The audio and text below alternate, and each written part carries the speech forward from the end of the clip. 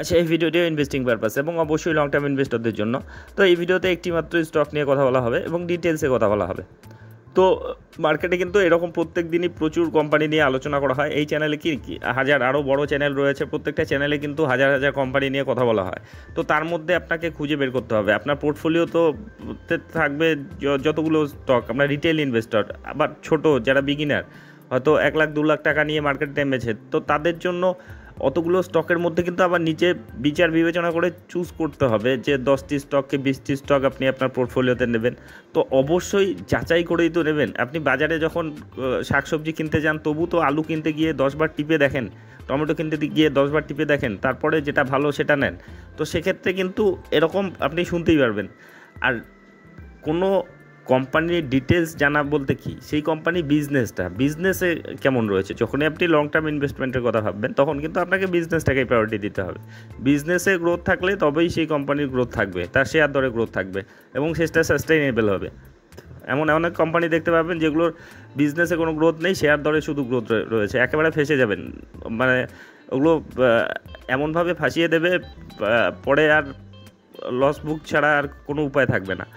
তো সেক্ষেত্রে এমন কতগুলো কোম্পানি আপনি চুজ করবেন যেগুলোর 10-20% কারেকশনেও যাতে আপনার কনফিডেন্স থাকে যে এই কোম্পানিটিতে থাকা যায়, লং টার্মের জন্য আপনি ধরেছেন, এবং সেটা আগেই বিবেচনা করতে হবে, আগেই যাচাই করতে হবে। তো এক্ষেত্রে এই কোম্পানিটির পরিচয়টা দেখলে বুঝতে পারবেন এটাও কিন্তু মানে প্রেফার করার মতো একটা কোম্পানি, মানে এটাকেও কিন্তু লাইনে রাখা যায়।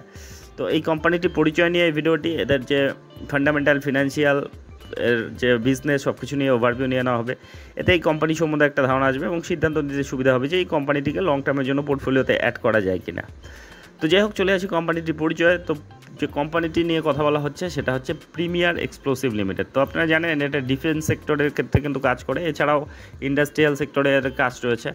এদের এই এক্সপ্লোসিভ তৈরির ক্ষেত্রে কিন্তু এরা লিডার টাইপের কোম্পানি। এদের বিজনেসের স্ট্রেংথ এটাই, এরা কিন্তু এই সেক্টরে যে সেক্টরে বিজনেস করছে এক্সপ্লোসিভ নিয়ে কিন্তু এরা ভালো রকম পজিশনে রয়েছে। এটা ইন্ডাস্ট্রিয়াল এক্সপ্লোসিভের ক্ষেত্রে এবং ডিটোনেটরের ক্ষেত্রে কিন্তু একটা ভালো রকম মার্কেট শেয়ার রয়েছে। আপনি যদি মার্কেট শেয়ার এদের দেখেন, এক্সপ্লোসিভের ক্ষেত্রে 5% মার্কেট শেয়ার এদের দখলে রয়েছে আমাদের ইন্ডিয়ার মধ্যে, তারও বেশি হবে বর্তমানে। তো এই কোম্পানির বিজনেসটা একটু ডিটেলসে দেখে নেই। দেখুন, এই কোম্পানির যদি আপনি প্রোডাক্ট পোর্টফোলিওতে দেখেন, প্রোপালেন্টস যেগুলোকে বলে, এগুলো এক্সপ্লোসিভের নাম, এগুলো ডিটেলসে শুধু নামগুলো পিরোস, তারপরে এক্সপ্লোসিভ, কাউন্টার মেজার, এ ধরনের কিন্তু থাকে। এ ধরনের এদের প্রোডাক্ট রয়েছে, প্রচুর প্রোডাক্ট রয়েছে যেগুলো এক্সপ্লোসিভ, যেগুলো বিভিন্ন কাজে, ইন্ডাস্ট্রিয়াল কাজে, কোনোখানে কোনো খনিতে বিস্ফোরণ ঘটানোর জন্য বা কোনো পাহাড়ে রাস্তা তৈরি করার জন্য এ ধরনের বিস্ফোরণ ব্যবহার করা হয়। আর ডিফেন্স সেক্টরের কথা বাদ দেন, সেখানে তো মারার জন্যই আর কি করা হয়। তো যাই হোক, এই ধরনের কাজ এরা করে। দেখুন, it is the only qualified Indian company two counter measures and the only Indian company which is into export of fully assembled rocket মোটরের ক্ষেত্রে কিন্তু এটা একমাত্র প্লেয়ার ইন্ডিয়ার মধ্যে। তো বুঝতে পারছেন এদের বিজনেসের স্ট্রেংথগুলো কোন কোন জায়গায় রয়েছে। তো এই কোম্পানির দেখুন লিডারশিপ, এটা ইন্ডিয়ার মধ্যে number 1 manufacturing explosive and detonator fuse with indigenous technology, এই গেল একটা। তারপরে এটা number 1 private company to manufacture solid propellants for Indian missile program, এক্ষেত্রে রয়েছে। তারপরে the company has license the technology to US company, এই কোম্পানি কিন্তু প্রচুর লাইসেন্স রয়েছে এই এক্সপ্লোসিভের ক্ষেত্রে আর কি, লিগাল লাইসেন্স রয়েছে, যার জন্য তারা কিন্তু বিভিন্ন ধরনের কাজের সঙ্গে যুক্ত হতে পারে। তো এটা পুরোপুরি অ্যাডভান্টেজ নিচ্ছে মেক ইন ইন্ডিয়া। যখন থেকে আত্মনির্ভর ভারত, স্বনির্ভর ভারত কথাবার্তা হচ্ছে, তখন থেকে কিন্তু এই স্টকটার মধ্যেও কিন্তু ভালো রকম, দেখুন the company is well position to take advantage of the make in India policy, focus defence policy 2016 পলিসিতে। তো they are member of missile technology control group, এখানকার তারা মেম্বার। তারপরে India which provides the access of advance technology, company is executing greenfield project Katepalli হায়দ্রাবাদের মধ্যে করছে। তো এটা ইন্ডাস্ট্রিয়াল ক্ষেত্রে এমন বিস্ফোরণ বানায় আর কি, যে বিস্ফোরকগুলো পরিবেশ বান্ধব হয়, যেগুলো পলিউশন তৈরি করে না, এ ধরনের কিন্তু তাদের প্রোডাক্টও রয়েছে, যেগুলো খুবই ইম্পর্টেন্ট প্রোডাক্ট। তারপরে দেখুন এদের রেভিনিউ মিক্স যদি দেখেন, এক্সপ্লোসিভের ক্ষেত্রে 48% মতো এবং ডিফেন্স এবং স্পেস সার্ভিসের ক্ষেত্রে 52% মতো তাদের রেভিনিউ আসে। তো এই কোম্পানির শুধু আমাদের দেশে না, এদের বিদেশেও বিজনেস রয়েছে। ইন্ডিয়াতে 86% মতো বিজনেস রয়েছে এবং অন্যান্য কান্ট্রিতে 14% মতো বিজনেস রয়েছে।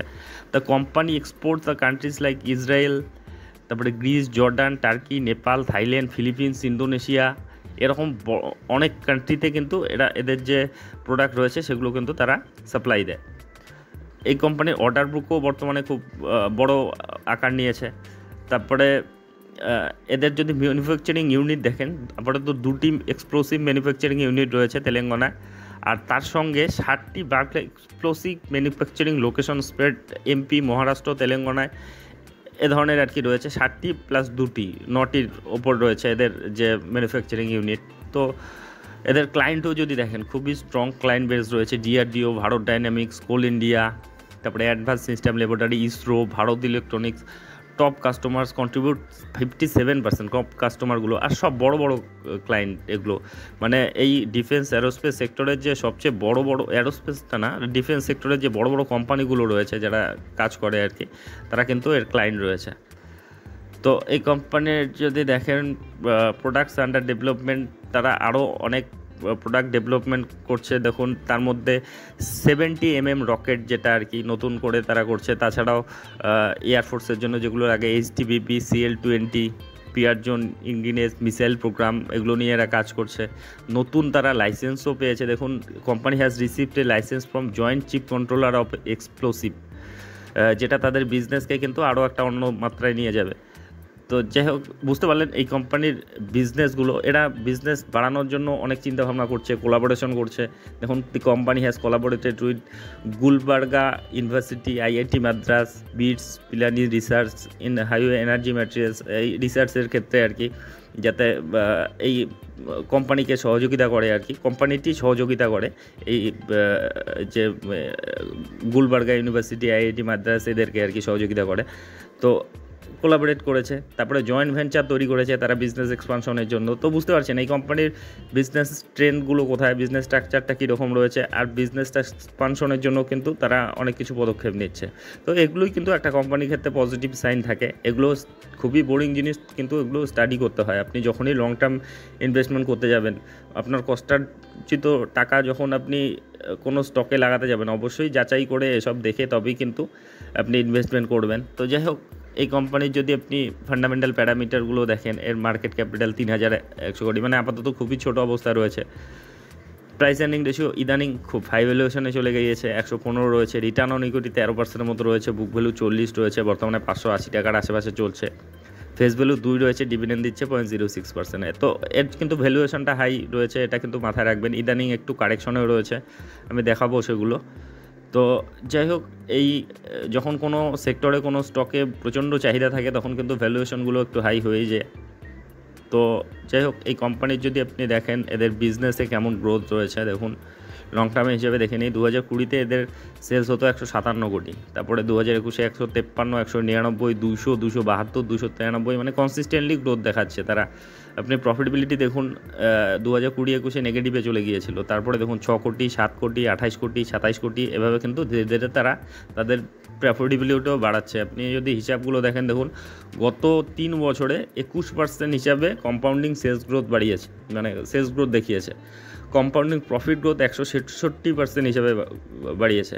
আর স্টক প্রাইস সিএজিআর দেখুন 130%-এর মতো। মানে তাদের বিজনেসের গ্রোথের সঙ্গে তাদের কিন্তু শেয়ার দরের গ্রোথের সামঞ্জস্য রয়েছে।